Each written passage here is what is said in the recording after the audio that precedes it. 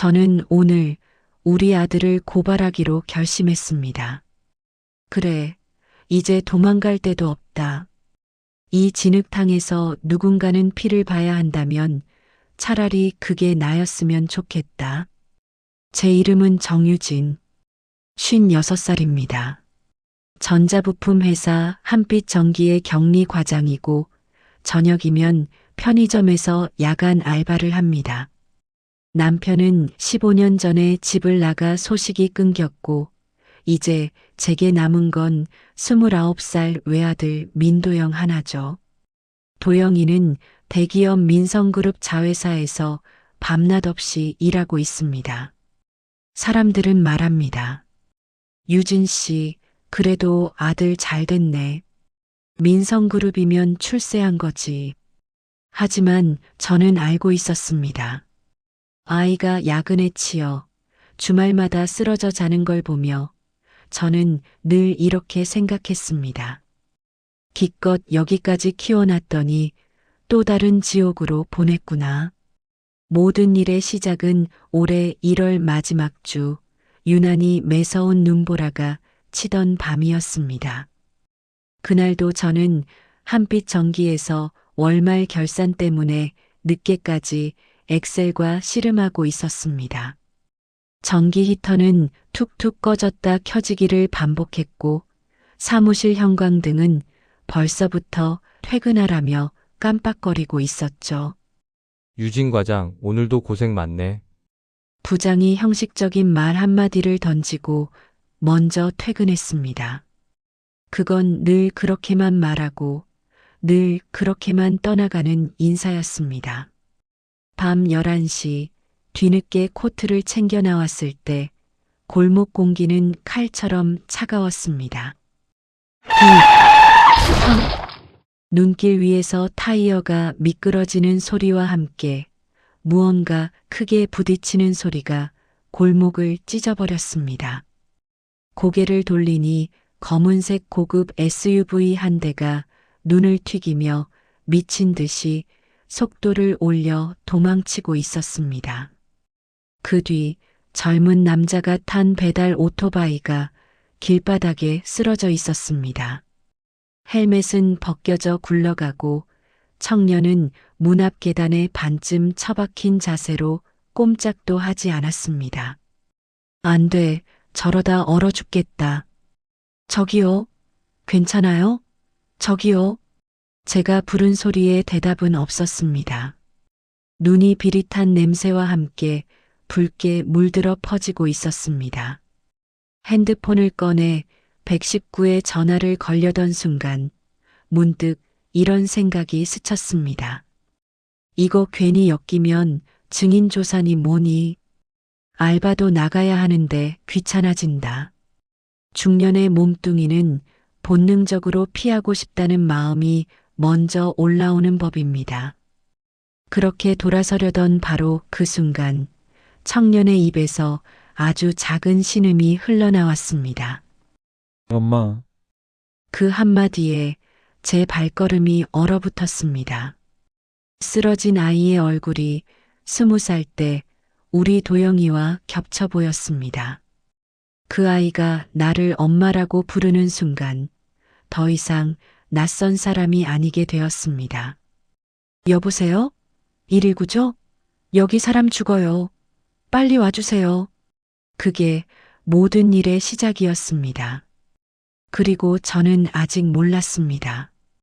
이 골목에서 쓰러진 이름도 모르는 청년 때문에 제 인생과 우리 아들 인생이 송두리째 뒤집힐 거라는 거리요. 구급차가 도착했고 청년은 그대로 병원으로 실려갔습니다. 경찰이 도착해 이런저런 질문을 했죠. 목격하신 거죠, 아줌마? 내 차가 그냥 도망갔어요.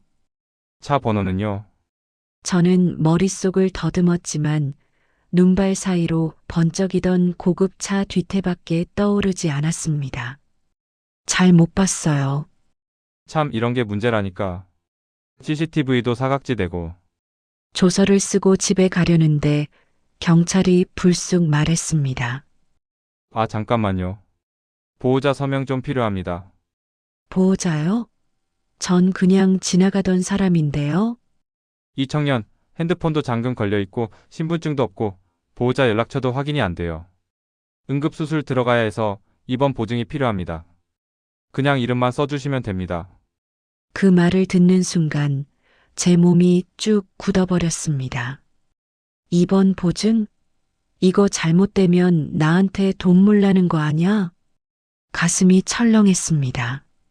남편 떠난 이후 남의 보증선 일 때문에 집을 날린 친구 생각이 떠올랐거든요. 저도 사정이 있어서요. 이런 거 책임질 형편이 안 됩니다. 경찰은 이해한다는 듯 고개를 끄덕이면서도 차갑게 말했습니다. 그래도 아줌마가 최초 신고자고 목격자잖아요. 지금 이 청년 수술 안 들어가면 큰일 날 수도 있습니다. 그냥 이름만요. 악용 안 합니다. 수술실 앞 붉은 수술중 등이 켜져 있었고 청년의 신발에는 아직도 눈이 덕지덕지 붙어 있었습니다. 내가 이 서류에 사인 안 하면 이 아이 죽을 수도 있겠구나. 머릿속에 도영이 군대 갔을 때 폐렴으로 쓰러졌던 장면이 떠올랐습니다. 새벽에 군 병원 앞 복도에서 떨던 제 모습도 같이요. 나도 그때 누군가가 대신 서명해줬다면 얼마나 고마웠을까. 손이 떨렸지만 저는 결국 펜을 들었습니다. 입원 보증인 정유진. 그 서명이 제 인생의 첫 번째 분기점이었습니다. 그날 밤 집에 돌아오니 새벽 2시가 다 되어 있었습니다. 싱크대엔 설거지 안 된 그릇이, 전자레인지 위에는 식어버린 김치찌개가 놓여 있었죠. 도영이는 소파에 쓰러져 자고 있었습니다. 와이셔츠 소매에는 커피 얼룩이, 노트북 화면에는 미처 마무리 못한 PPT가 켜져 있었습니다. 그 아이 얼굴을 보면서 저는 속으로 씁쓸하게 웃었습니다. 남의 아들 수술비 보증 서명해주고 와서 내 아들 밥은 또 못 챙겼네. 그렇게 며칠이 지났을까요? 병원에서 전화가 왔습니다. 보증인 되신 분 맞으시죠? 수술은 잘 끝났는데요. 입원비가 생각보다 많이 나와서요. 그 이후로 저는 매달 병원비 독촉 문자를 받게 됐습니다. 한빛 정기 월급만으로는 감당이 안 돼서 결국 편의점 야간 알바까지 시작했습니다. 나 참 별일이다. 이름도 모르는 애 하나 살려보겠다고 내 노후가 날아가고 있네. 매일 밤 회사에서 퇴근한 후 편의점 유니폼으로 갈아입고 새벽 5시까지 서서 일했습니다. 새벽에는 도영이가 자는 모습을 바라보면서 이렇게 중얼거리곤 했습니다. 내 이름 하나가 이렇게까지 될 줄 몰랐어. 그렇게 한 달쯤 지났을까요? 그날 아침 회사 앞이 유난히 소란스러웠습니다. 유진 과장, 낮게 좀 봐요. 부장이 손짓하는 창밖을 보니 검은색 리무진들이 3대나 줄지어 서 있는 겁니다. 문이 열리더니 검은 양복을 입은 수행원들이 먼저 내리고 마지막으로 지팡이를 짚은 노신사가 천천히 모습을 드러냈습니다. 회장님이 직접 온 것도 아니고 마치 왕이 행차라도 온 것처럼 건물 앞 공기가 달라졌습니다. 저 사람 어디서 많이 본 얼굴인데. 노신사는 주변을 둘러보다 제 쪽을 곧장 바라봤습니다. 눈이 마주친 순간 심장이 쿵 내려앉았습니다. 설마 이 사람 뉴스에서 보던. 맞았습니다. 민성그룹 회장 민태산. 도영이가 밤마다 욕하던 그 대기업의 총수였습니다. 한빛전기경리팀 정유진 씨가 어디에 있습니까? 사장이 허둥지둥 저를 앞으로 밀어냈습니다. 예, 예. 여기 우리 격리 과장입니다. 민태산 회장이 제 앞에 서더니 살짝 고개를 숙였습니다. 정유진 씨, 내 아들 민도윤의 목숨을 살려주셨다지요. 순간 머릿속이 새하얘졌습니다. 민도윤? 잠깐만, 그럼 내가 보증 서명해준 그 청년이 회장의 아들이라고? 가슴이 벌렁거리기 시작했습니다. 하지만 그 다음에 회장이 한 말이 저를 완전히 얼어붙게 만들었습니다. 공중에 떠있던 시각들이 모두 저를 향했습니다. 제 목에 올가미가 채워지는 느낌이었습니다. 민태산 회장은 한빛 전기 회의실로 자리를 옮겼습니다. 사장, 부장, 그리고 저까지 불려 들어갔죠. 책상 위에는 두꺼운 서류 뭉치와 검은색 USB 하나가 놓여 있었습니다. 이 안에 민성그룹 차세대 배터리 설계 도면이 들어 있습니다. 회장이 USB를 가볍게 흔들었습니다. 그리고 이 파일이 처음 유출된 컴퓨터가 바로 이 회사 경리팀 정유진 씨 자리였다는 보고를 받았습니다. 순간 가슴이 철렁 내려앉았습니다. 회장님, 저는 그런 거 한 적 없습니다.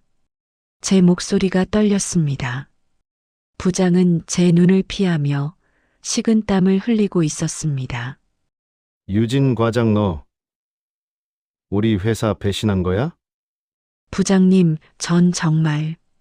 그때 회장이 제 말을 끊었습니다. 정유진 씨, 우리 아들 도윤이가 병원에서 깨어난 첫 마디가 뭔지 아십니까? 제 가슴이 철렁 내려앉았습니다. 모르겠습니다. 엄마 같던 어떤 아주머니가 자기 이름으로 서명을 해줬다. 그 사람을 꼭 찾아달라. 그렇게 말하더군요. 민태산 회장의 눈빛이 잠시 부드러워졌다가 다시 차갑게 가라앉았습니다. 그래서 찾아와 보니 아들을 살려준 은인이자 동시에 우리 회사 발목을 잡은 스파이라니. 이게 과연 우연일까요? 이게 뭐야, 누가 나를 이렇게 만들고 있는 거야? 그 순간 떠오른 얼굴이 하나 있었습니다. 우리 아들 민도영. 최근 몇 달 동안 아이의 얼굴은 늘 초조했습니다. 엄마, 그냥 내가 조금만 더 버티면 우리도 사람답게 살 수 있을지도 몰라. 그런 말을 밤마다 하던 아이. 그리고 일주일 전부터 연락이 뜸했던 아이. 혹시 우리 도영이가 이 일에 입 밖으로 말을 꺼내지는 못했지만 가슴 한쪽이 서늘해졌습니다. 그날 오후 저는 대기 발령을 받았습니다. 회사에서는 조사 끝날 때까지 출근하지 말라고 했습니다. 집으로 돌아오는 길 휴대폰이 울렸습니다. 발신자 민도영. 통화 버튼을 누르자마자 아이의 목소리가 들렸습니다. 엄마, 지금 어디야? 집에 가는 중이다. 엄마 오늘 회사에서 이상한 소리 안 들었어? 그 말투가 평소와 달랐습니다. 마치 이미 모든 걸 알고 있는 사람처럼. 도영아, 너 혹시 엄마 이름으로 뭐 한 거 있니? 잠시 침묵이 흘렀습니다. 그리고 아이의 숨소리가 고르지 않게 빨라졌습니다. 엄마, 오늘 회사 앞에 검은 리무진 세대 섰지? 그래. 민성그룹 회장이 왔었다. 미친. 수화기 너머로 욕이 작게 새어나왔습니다. 엄마, 절대 아무 서류에도 도장 찍지 마. 경찰이 와도 무슨 말도 하지 말고. 내가 정리할게. 도영아, 솔직히 말해.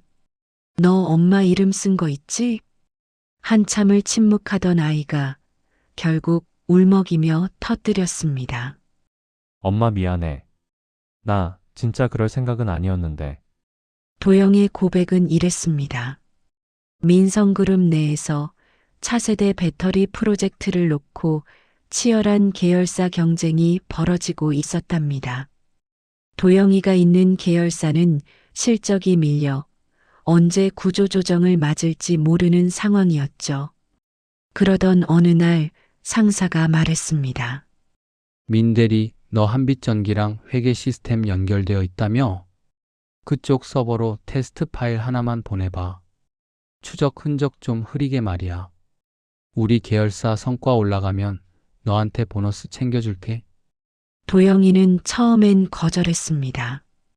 하지만 상사는 이렇게 밀어붙였죠. 너 엄마 빚 아직 많지? 병원비에 대출까지. 너 이 프로젝트만 성공시키면 성과급으로 몽땅 갚을 수 있어. 알지? 그럼 엄마도 편의점 알바 안 해도 되고.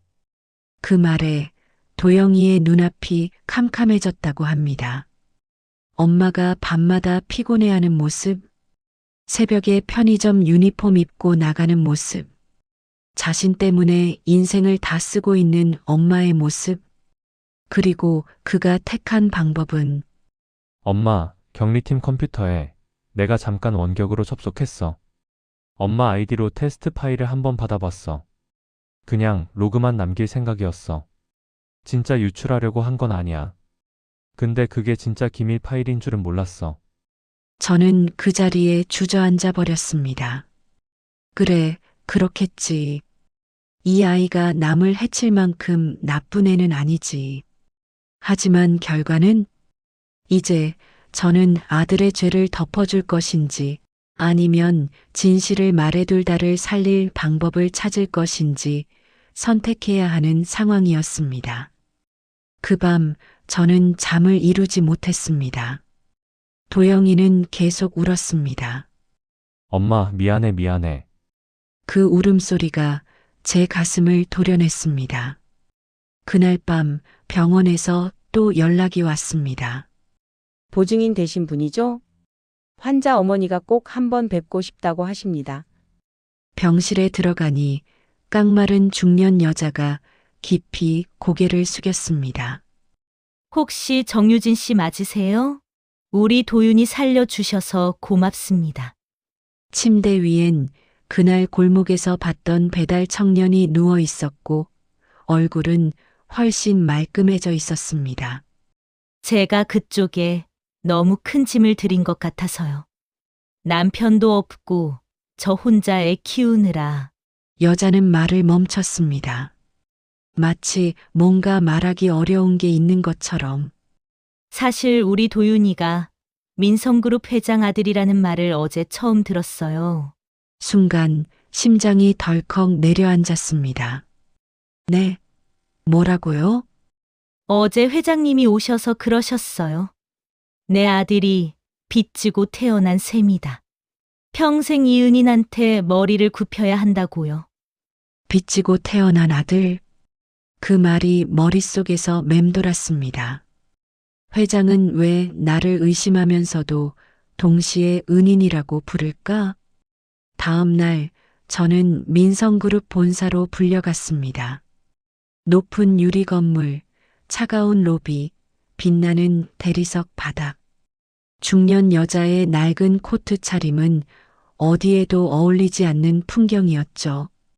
회의실에는 이미 민태산 회장, 몇 명의 임원, 그리고 우리 아들 민도영이 있었습니다.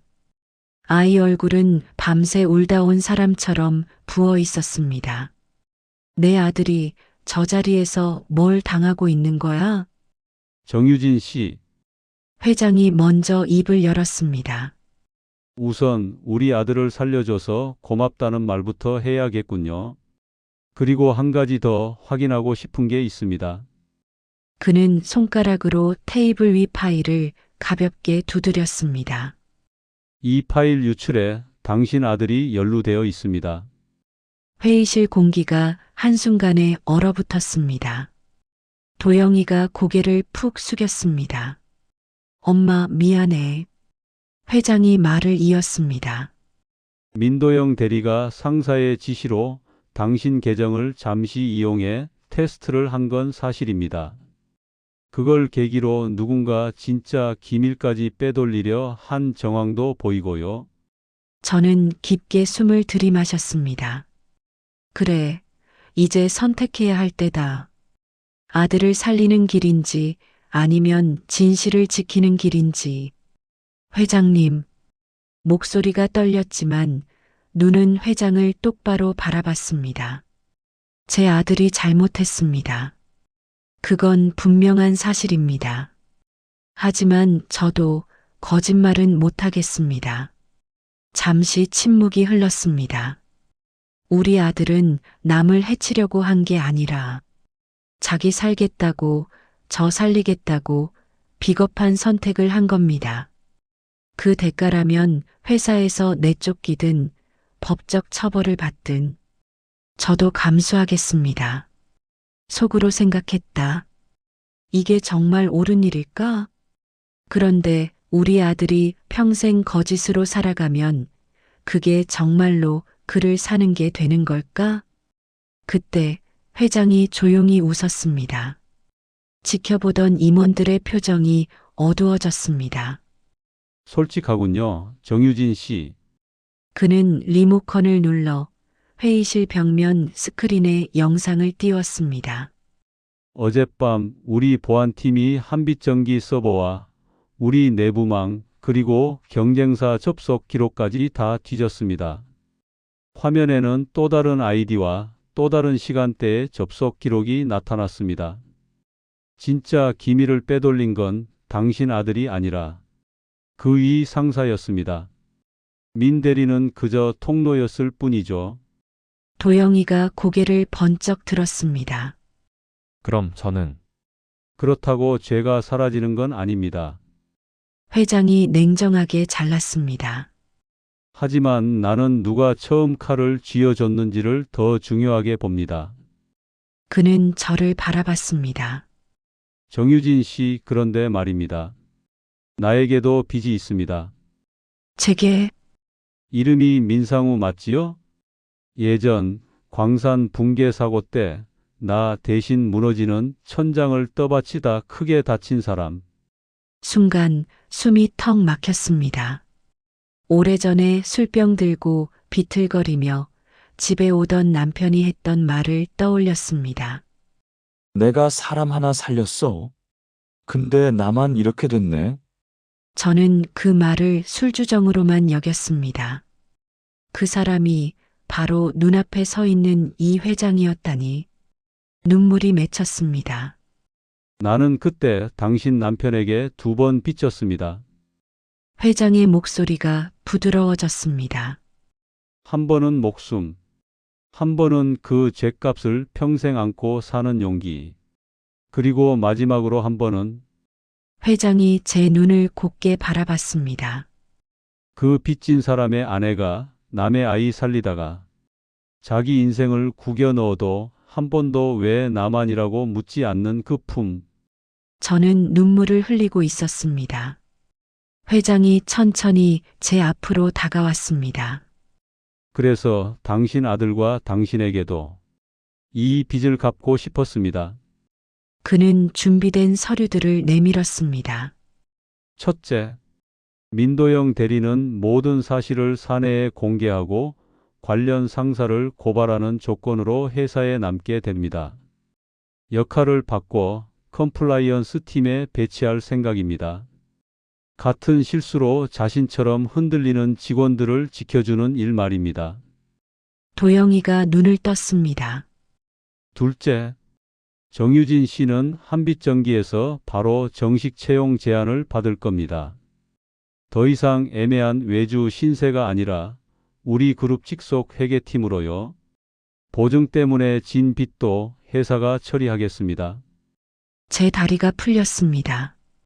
이 모든 게 현실인지 환상인지 모를 지경이었습니다. 그리고 마지막으로 회장이 말을 이었습니다.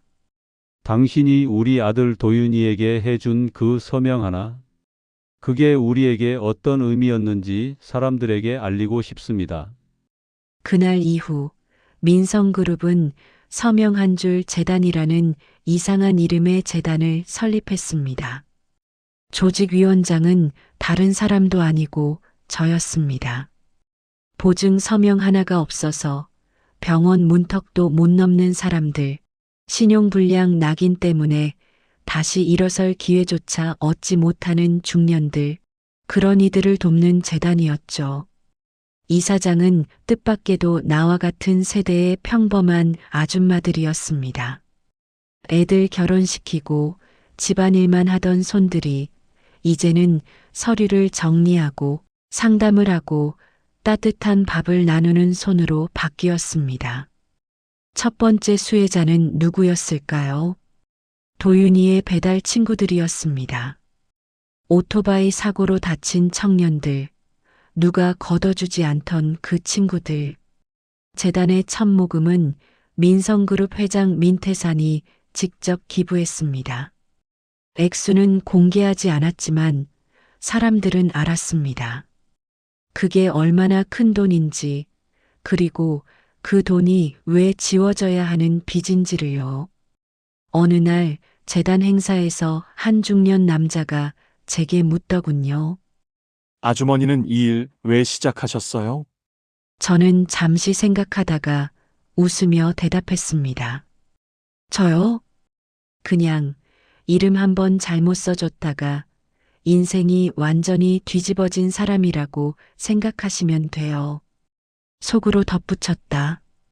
처음엔 잘못 썼다고만 생각했는데 알고 보니 그 서명이 우리 가족을 살리고 또 다른 사람들을 살리는 출발점이었구나. 이제 다시 처음으로 돌아와 이야기해야겠네요. 저는 오늘도 우리 아들이 자고 있는 침대 옆에 앉아 이 모든 것의 시작이었던 그 밤을 생각합니다. 눈이 소복이 내리던 골목, 엄마라고 부르던 이름 모를 청년, 그리고 떨리던 손으로 쓴 서명. 저는 오늘 우리 아들을 고발하기로 마음먹었습니다. 하지만 동시에 우리 아들을 살려주기로도 마음먹었습니다. 거짓을 덮어주는 게 사랑이 아니라 진실을 드러내고 함께 책임지는 게 우리 나이대의 진짜 사랑이라는 걸 알게 됐거든요. 이 이야기가 마음에 남으신다면 혹시 떠오르는 얼굴이 있으신가요?